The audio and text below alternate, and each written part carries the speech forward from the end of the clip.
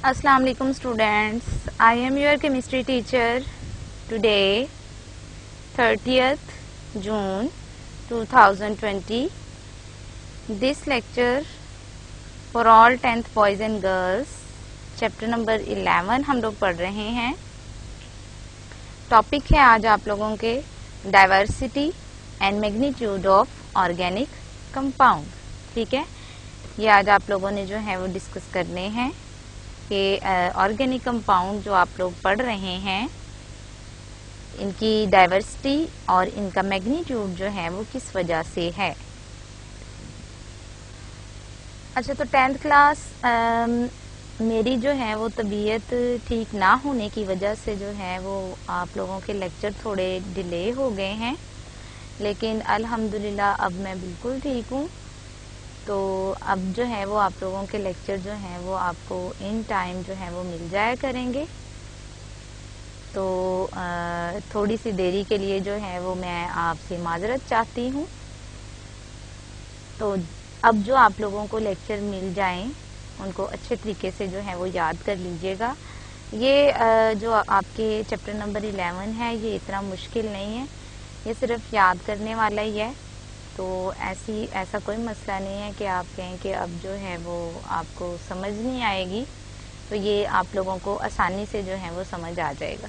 ठीक है, तो आज हम लोगों ने टॉपिक जो पढ़ने हैं वो आप लोगों को मैंने बताया है diversity and magnitude of organic compound है. डाइवर्सिटी का मतलब होता है वैरायटी. वैरायटी मतलब कि कितनी किस्में हैं ऑर्गेनिक कंपाउंड जो हैं वो इतनी सारी इकसाम के पाए जाते हैं, इसकी वजह क्या है. और उसके बाद है मैग्नीट्यूड. मैग्नीट्यूड का मतलब होता है साइज, तादाद, कि वो इतनी ज़्यादा तादाद में पाए जाते हैं, लामहदूद हैं. ठीक है, तो इसकी क्या वजह है कि ऑर्गेनिक कंपाउंड मैंने आप लोगों को बताया है कि ऑर्गेनिक कंपाउंड जो है वो हर एक चीज़ के अंदर जो है वो तकरीबन पाए जाते हैं. आपकी डेली लाइफ में जितनी भी चीज़ें होती हैं, जैसा कि आप लोगों के पास जो है वो आपके पेंट्स हैं, आप लोगों के पास जो है वो आपके कपड़े हैं. ठीक है, ये क्लॉथ हैं, ये भी पॉलीमर्स हैं. आपके जो घर में चूल्हा जलाने के अंदर गैस इस्तेमाल की जाती है वो भी ऑर्गेनिक कंपाउंड होते हैं. उसके बाद जो है वो आप लोग जो जितने भी कॉस्मेटिक्स की जो है वो चीज़ें इस्तेमाल करते हैं उसमें भी ऑर्गेनिक कंपाउंड्स होते हैं. तो हर एक चीज़ के अंदर जो है वो तकरीबन ऑर्गेनिक कंपाउंड जो हैं वो आप लोगों के पास पाए जाते हैं. जो फर्नीचर होता है आपका, हर एक घर में फर्नीचर होता है वो दरख्त की लकड़ी से बना होता है. तो दरख्त की लकड़ी जो है वो सेलुलोज से बनी होती है, वो भी ऑर्गेनिक कंपाउंड है. आप जितना खाना खाते हैं वो सारे के सारे जो उसके अंदर उसके ग़िज़ाई अज्जा होते हैं, कार्बोहाइड्रेट्स है, प्रोटीन है, फैट्स हैं, लिपिड्स है, विटामिन हैं, all these are organic compound. तो जो चीज़ें आप सारी खाते हैं वो भी ऑर्गेनिक कंपाउंड है. ठीक है, तो ऑर्गेनिक कंपाउंड जो है उसकी इतनी ज़्यादा जो है वो वैरायटी और इतनी ज़्यादा तादाद होने की वजूहात आप लोगों ने आज बतानी है कि क्या वजूहात हैं. तो 4 इसकी जो है वो रीजंस हैं. कैटिनेशन है, आइसोमेरिज्म है, strength of covalent bond of carbon है और मल्टीपल बॉन्डिंग है, जिसको हम लोग 1 बाय 1 करके डिस्कस करेंगे. जी, सबसे जो है वो पहले आप लोगों के पास आ जाता है सबसे नंबर 1 पे कि हमने स्टार्ट करना है diversity and magnitude of organic compound. There are a total of 118 elements known today, कि अब तक जो आप लोगों के पास जितने ऑर्गेनिक कंपाउंड एलिमेंट्स जो हैं वो डिस्कवर हो चुके हैं वो 118 हैं, जो कि आप लोगों ने 9th क्लास में भी पढ़ा है. The number of organic compounds, के ऑर्गेनिक कंपाउंड्स की तादाद, और वो कार्बन कंटेनिंग कंपाउंड्स होते हैं, इज मोर देन 10 मिलियन, कि वो 10 मिलियन से जो है वो ज़्यादा हैं. ठीक है, 118 एलिमेंट जो हैं वो आपके पास डिस्कवर हुए हैं. लेकिन जो ऑर्गेनिक कंपाउंड हैं वो 10 मिलियन से ज्यादा जो है वो पाए जाते हैं। This number is far more than the number of compounds of all remaining elements taken together। के ये जो ऑर्गेनिक कंपाउंड की तादाद है ये बहुत ज़्यादा तादाद है कि अगर कार्बन, हाइड्रोजन और ऑक्सीजन के बाद बचने वाले जितने भी आप एलिमेंट्स हैं उनको कंबाइन करके अगर आप लोग जो हैं वो कंपाउंड्स बनाते हैं तो तब भी उनकी तादाद जो है वो ऑर्गेनिक कंपाउंड जितनी नहीं होगी। ठीक है, ये इतनी ज़्यादा तादाद में पाए जाते हैं।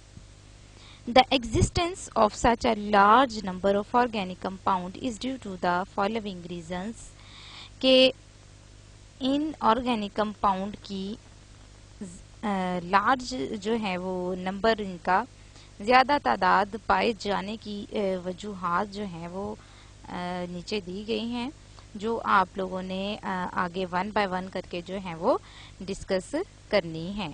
ठीक है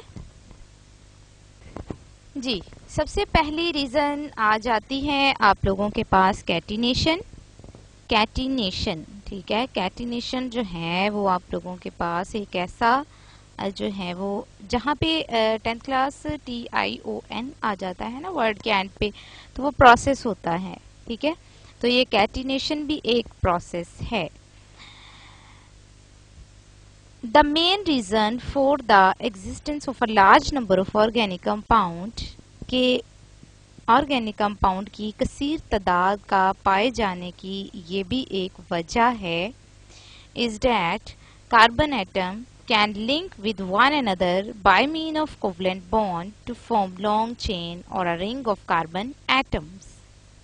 जैसा कि आप लोगों ने कार्बन के ऑर्गेनिक कंपाउंड की क्लासिफिकेशन में जो है वो स्ट्रेट चेन कंपाउंड बनाए, ब्रांच्ड जो है वो कंपाउंड बनाए और रिंग्स स्ट्रक्चर जो है वो कंपाउंड्स बनाए, तो उनमें कार्बन ही आपस में जो है वो लिंक होकर नए कंपाउंड्स बना रही है।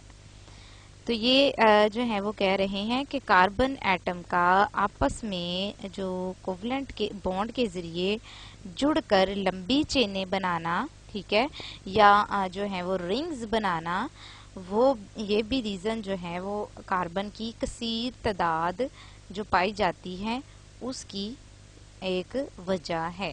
ठीक है, the chain can be straight और अ ब्रांच्ड। जो चेन बनाता है कार्बन एटम दूसरे कार्बन एटम के साथ मिलके, ठीक है, एक पहला दूसरे के साथ जुड़ गया, दूसरा तीसरे के साथ, तीसरा चौथे के साथ, ठीक है, इस तरह से चेन बन जाती है ना। तो वो चेन जो है वो आप लोगों के पास स्ट्रेट चेन भी हो सकती है और वो ब्रांच की फॉर्म में भी हो सकती है। ऐसा नहीं है कि आप सिर्फ स्ट्रेट चेन को ही कैटिनेशन कहेंगे, वो ब्रांच में हो चाहे रिंग फॉर्म में हो, सिर्फ ये जो है वो जरूरी है कि कार्बन जो है वो कार्बन के साथ जो है वो कोवलेंट बॉन्ड बना के जुड़ रही है। ठीक है, अब इसकी डेफिनेशन क्या है, ये बहुत इंपॉर्टेंट जो है वो शॉर्ट क्वेश्चन है, ये भी याद रखिएगा। The ability of carbon atom to link with other carbon atom to form long chain and large rings is called catenation.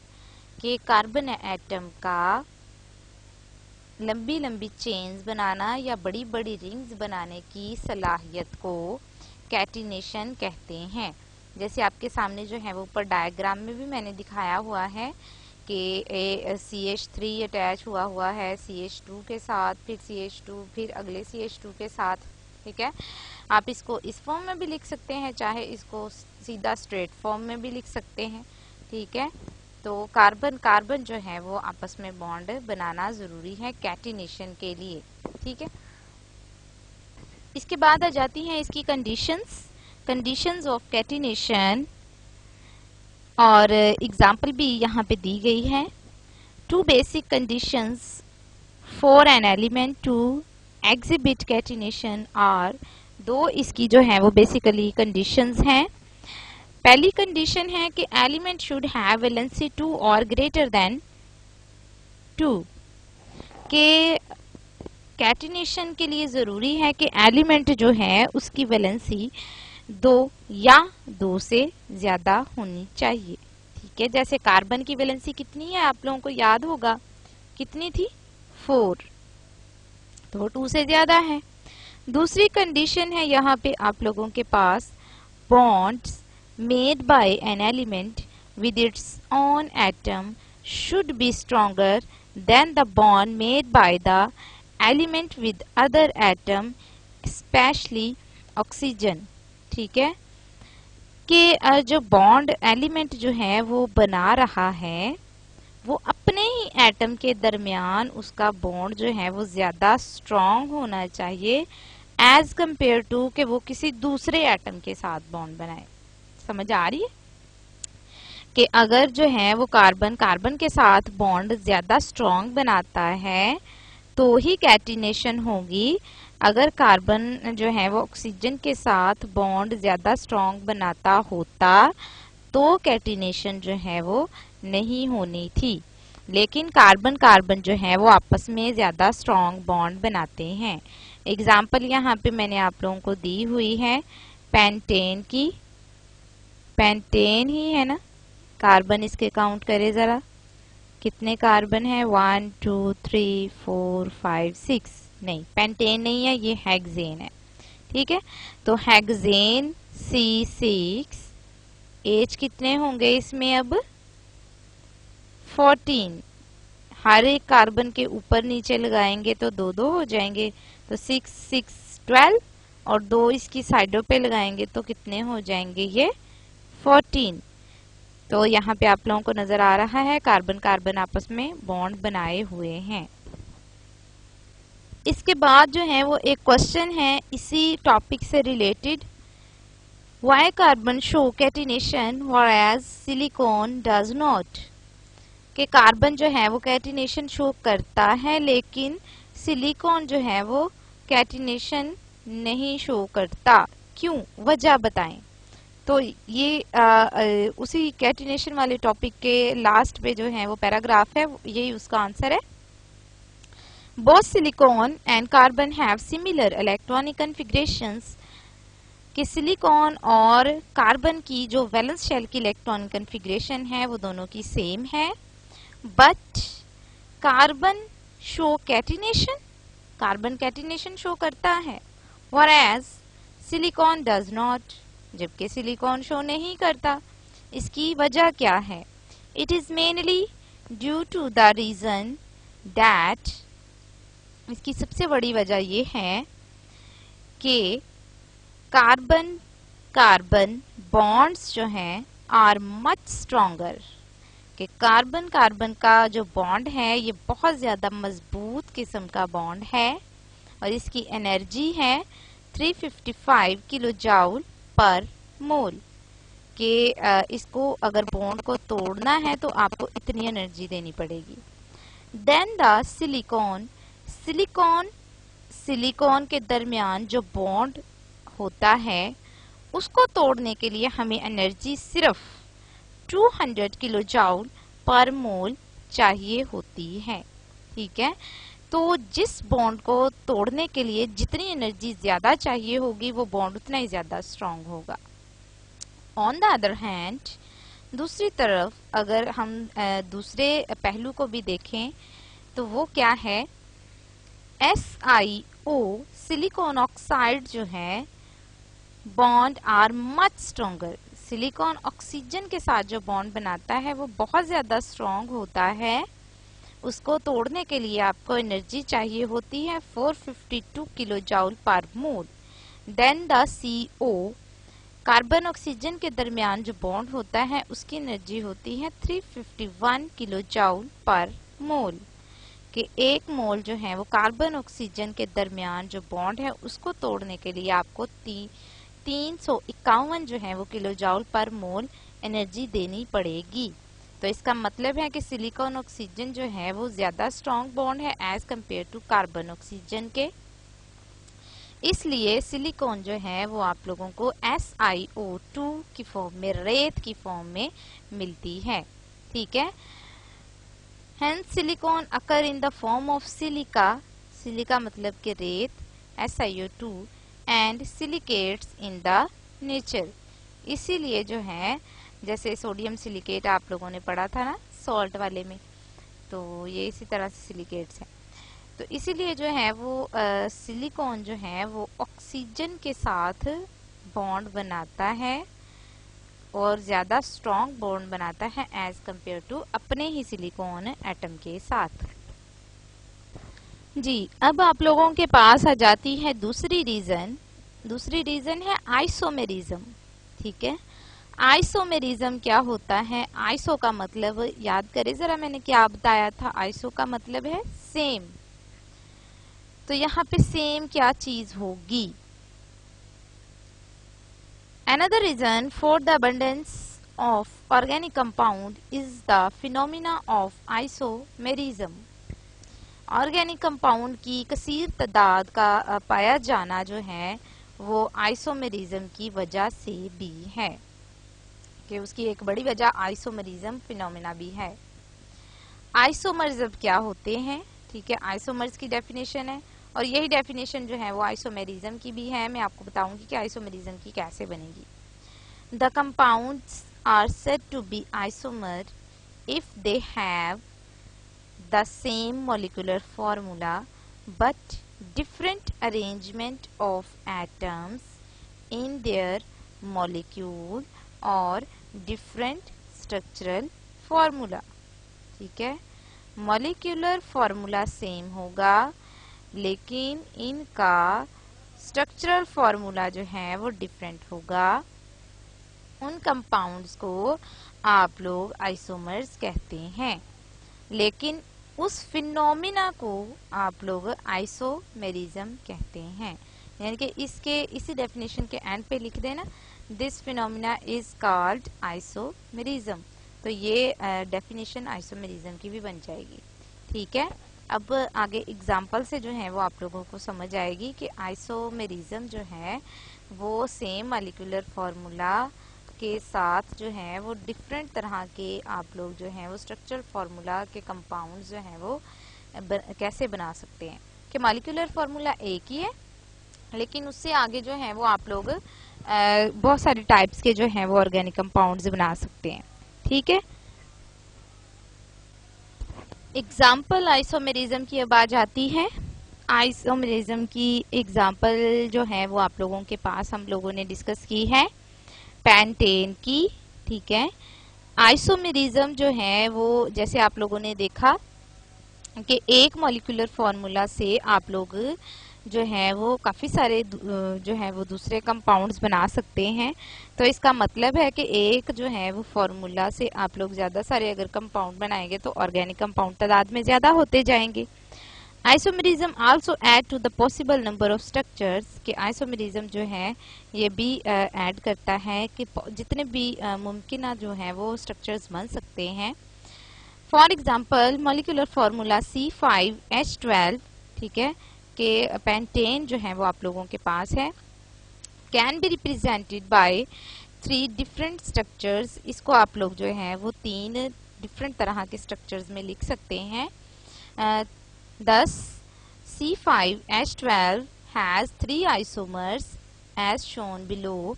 अब जो है वो मेरी बात एक याद कर लें कि आइसोमर्स जो हैं वो कार्बन नंबर जो है 3 से जो है वो स्टार्ट नहीं होते।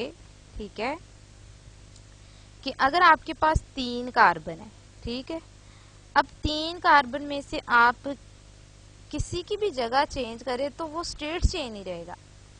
ठीक है, कि अगर आप लोग जो हैं वो सेकंड वाले को उतार के थर्ड वाले को उतार के सेकंड के साथ लगा देते हैं तब भी वही बात है। अगर आप 1 वाले को उतार के थर्ड के साथ लगा देते हैं तो तब भी वही बात है।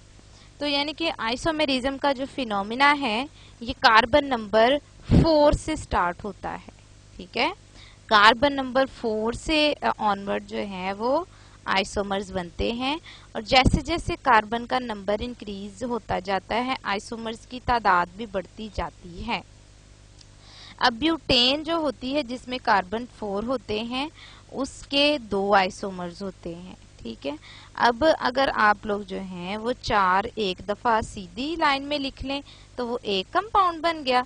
अब आप क्या करें कि एंड वाला जो है वो उतार के दूसरी वाली कार्बन के साथ अटैच कर दें, तो आप लोगों के पास वो एक नया कंपाउंड बन जाएगा, जिसको आप लोग जो है वो आइसोब्यूटेन कहेंगे। ठीक है, अब यहाँ पे आप लोगों के पास पेंटेन है, यानी कि कार्बन 5 है। यहाँ पे कार्बन 5 जो है वो अब आप लोगों ने एक दफा सीधी चेन में लिखने हैं, जैसा कि यहाँ पे आप लोगों को नजर आ रहा है। एंड वाली कार्बन के साथ मैंने बताया था 3 हाइड्रोजन लगते हैं, और सेंटर वाली के साथ जो है वो 2 हाइड्रोजन लगते हैं। अगर आपके कंपाउंड के एंड पे ANE आता है, ठीक है, पेंटेन है जैसे, तो ये आपके पास कहलाएगा, बिल्कुल जो स्ट्रेट चेन में होगा वो कहलाएगा एन पेंटेन, यानी कि इसको कहते हैं नॉर्मल पेंटेन। ठीक है, अब दूसरे वाला देखें, 4 को आप लोगों ने जो है वो स्ट्रेट लाइन में जोड़ लेना है, 4 को। ठीक है, और उसके बाद जो है वो 1 को आप लोगों ने, चाहे आप लोग लेफ्ट वाली साइड से नंबर 2 के साथ कार्बन अटैच कर दे, चाहे राइट वाले के साथ जो है वो अटैच कर दे, उसमें कोई इशू नहीं है। ठीक है, तो आप लोगों ने जब इसको अटैच किया तो ये इसकी ब्रांच बन गई।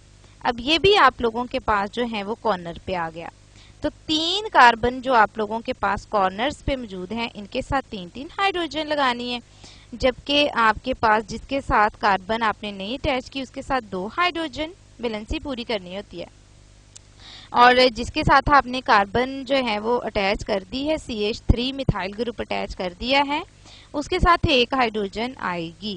ठीक है, यानी कि आपने जो CH2 था पिछले वाला, वहां से जो है वो CH2 को हटा के आपने किसी और C के साथ लगाया है, तो जिस कार्बन के साथ आपने लगाना है उसका 1 हाइड्रोजन जो है वो आप लोगों ने कम करके जो आप लगा रहे हैं उसके साथ लगा देना है। ठीक है, तो इस तरह से आपके पास जो है वो, अब देखें, इस हाइड्रोजन को नीचे की तरफ जो है वो बॉन्ड बना के लिखे, तो कार्बन की 4 वैलेंसियां जो है वो 4 बॉन्ड जो है वो पूरे हो जाएंगे। अगर जो है वो इस तरह का स्ट्रक्चर आप लोगों के पास बनता है, जिसमें जिस कंपाउंड के फॉर्मूला के अंदर CH मौजूद हो, ठीक है, CH के जो है वो दोनों तरफ, एक तरफ CH3 हो और दूसरी तरफ जो है वो CH2 हो, या दोनों तरफ जो है वो CH2 भी हो सकता है, कि ऐसा कंपाउंड जिसमें आप लोगों के पास CH मौजूद हो, उसको आप लोग आइसो कहते हैं, इसलिए हम इसको कहेंगे आइसोपेंटेन। अब आप लोगों के पास तीसरे नंबर पे आ जाता है कि अब आपने 3 कार्बन की चेन बनानी है। ठीक है, अब 3 की बना के आपने सेंटर वाले के साथ तो 2 कार्बन को जोड़ देना है। अब ये इसकी 2 ब्रांचेस बन गई हैं, एक ऊपर और एक नीचे। अब ये चारों जो हैं वो कॉर्नर्स पे ही मौजूद हैं, तो चारों को आप लोगों ने जो है वो 3 हाइड्रोजन दे देनी है, तो ये आपके पास 5 जो है वो कार्बन पूरे हो जाएंगे और 12 जो है वो हाइड्रोजन पूरे हो जाएंगे। तो ऐसा कंपाउंड जिसके स्ट्रक्चर में जो है वो कार्बन अकेला मौजूद हो और कार्बन के चारों तरफ जो है वो कार्बन मौजूद हो, ठीक है, तो उसको आप लोग कहते हैं नियोपेंटेन। समझ आ रही है? तो इस तरह से आप लोगों ने जो है वो हेक्सेन के बनाने हैं आइसोमर्स। ठीक है, number of isomers increase with increase of carbon atom, increase in number of carbon atoms in the given molecular formula. मैंने आपको पहले भी बताया कि जैसे जैसे कार्बन का नंबर इंक्रीज करते जाएंगे वैसे वैसे आइसोमर्स की तादाद में भी इजाफा होता जाएगा। के बाद आ जाती है मल्टीपल बॉन्डिंग। मल्टीपल का मतलब होता है एक से ज्यादा होना, तो मल्टीपल बॉन्डिंग वो मैंने आपको पहले भी बताया है कि कार्बन जो है वो टेट्रा वैलेंसी इसकी होती है, कि इसकी 4 वैलेंसी होती है, टेट्रा मतलब 4। In order to satisfy its valency carbon can make multiple bonds, कि अपनी वैलेंसी को पूरा करने के लिए ये मल्टीपल बॉन्ड्स बनाता है, यानी कि वो सिंगल भी बना सकता है, डबल भी बना सकता है और ट्रिपल बॉन्ड भी बना सकता है। जैसा कि आपको सामने डायग्राम में नजर आ रहा है कि कार्बन जो है वो पहले नंबर पे जो आप लोगों के पास है, सारे जो है वो सिंगल बॉन्ड है, तो सारे सिंगल बॉन्ड है। अब देखें उन्होंने नंबरिंग करके भी आपको बताया हुआ है कि कार्बन के फर्स्ट वाले में देखें सिंगल बॉन्ड वाले में 4 वैलेंसी पूरी हो गई, अब दूसरे वाले में देखें कि डबल बॉन्ड जब बनाएगा कार्बन तो जो है वो दो कार्बन जो है वो कार्बन को जो है वो दो हाइड्रोजन दी जाएंगी, क्योंकि उसने डबल बॉन्ड बना लिया है। तो दो बॉन्ड ये और दो बॉन्ड ये टोटल कितने हो गए 4। यहाँ पे भी उन्होंने नंबरिंग करके दिखाई हुई है। उसके बाद ट्रिपल बॉन्ड में भी उन्होंने जो है वो नंबरिंग करके दिखाई हुई है कि इस तरह से कार्बन जो है वो अपने 4 बॉन्ड पूरे करता है। This further adds to the possible number of structures. तो इस तरह से जो है वो अब देखें कार्बन 2 ही है, तीनों स्ट्रक्चर्स में आपको कार्बन 2 ही नजर आ रही हैं कि कार्बन 2 वाला कंपाउंड ही है, लेकिन जो है अब ये अलग-अलग कंपाउंड कहलाएंगे। ठीक है, जो सिंगल बॉन्ड वाला कंपाउंड है उसका नाम अलग होगा, उसकी प्रॉपर्टीज अलग होंगी। जो डबल बॉन्ड वाला कंपाउंड है उसका नाम अलग होगा, उसकी प्रॉपर्टीज जो है वो और होंगी। जो नंबर 3 वाला है इसी तरह से उसकी भी प्रॉपर्टीज और होंगी। यानी कि अब ये एक से जो है वो 3 कंपाउंड्स बन जाएंगे। ठीक है, तो इस तरह से जो है वो ऑर्गेनिक कंपाउंड का नंबर जो है तादाद जो है वो ज्यादा होती जाती है। For example 2 carbon in ethane are linked by a single covalent bond. कि ईथेन जो सबसे पहले आप लोगों के पास सिंगल बॉन्ड वाला है, नीचे ईथेन की एग्जांपल भी दिखाई हुई है। इसमें सारे जो है वो उन्होंने कहा है कि सिंगल बॉन्ड के साथ अटैच है। उसके बाद by a double covalent bond in ethylene, ethylene भी कहते हैं और ईथीन भी कहते हैं, दो नाम है इसके। ठीक है, तो ये आप लोगों के पास दूसरा जो है वो कंपाउंड बन जाएगा। ये एक फैमिली है ईथेन वाली और इथाइलिन वाली दूसरी फैमिली है कि पूरी फैमिली चेंज हो जाती है। उसके बाद है आप लोगों के पास and a triple covalent bond in acetylene. अब आपको नजर आ रहा है एसिटाइलिन के अंदर ट्रिपल बॉन्ड है और एसिटाइलिन को अल्काइन भी कहते हैं। इस तरह से जो है वो कार्बन मल्टीपल बॉन्डिंग होने की वजह से भी ज्यादा सारे कंपाउंड बनाता है। उसके बाद आ जाती है strength of covalent bond of carbon.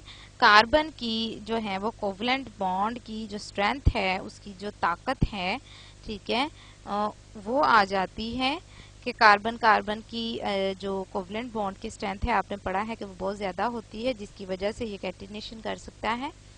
तो due to its very small size, इसका बहुत छोटा साइज होने की वजह से 6 जो है वो इसका एटॉमिक नंबर है, छोटा सा जो है ये एटम है। Carbon can form very strong covalent bond with other carbon atom. तो छोटा साइज होने की वजह से जो है ये दूसरे कार्बन एटम के साथ बहुत मजबूत जो है वो बॉन्ड बनाता है। विद अदर कार्बन एटम के साथ, हाइड्रोजन के साथ, ऑक्सीजन के साथ, नाइट्रोजन के साथ, हैलोजन्स के साथ, तो इनके साथ जो है वो बहुत ज्यादा स्ट्रॉन्ग बॉन्ड बनाता है, जिसकी वजह से जो है वो और जो है वो कंपाउंड बनते चले जाते हैं। This enable it to form a large number of compound, जो कि इसे इस काबिल बनाता है कि ये ज्यादा सारे जो है वो कंपाउंड बना सकें। Thank you 10th class. इस लेक्चर को जो है वो अच्छे तरीके से समझ लीजिएगा और हेक्सेन के आइसोमर्स जो है वो एक दफा बना के खुद देख लीजिएगा।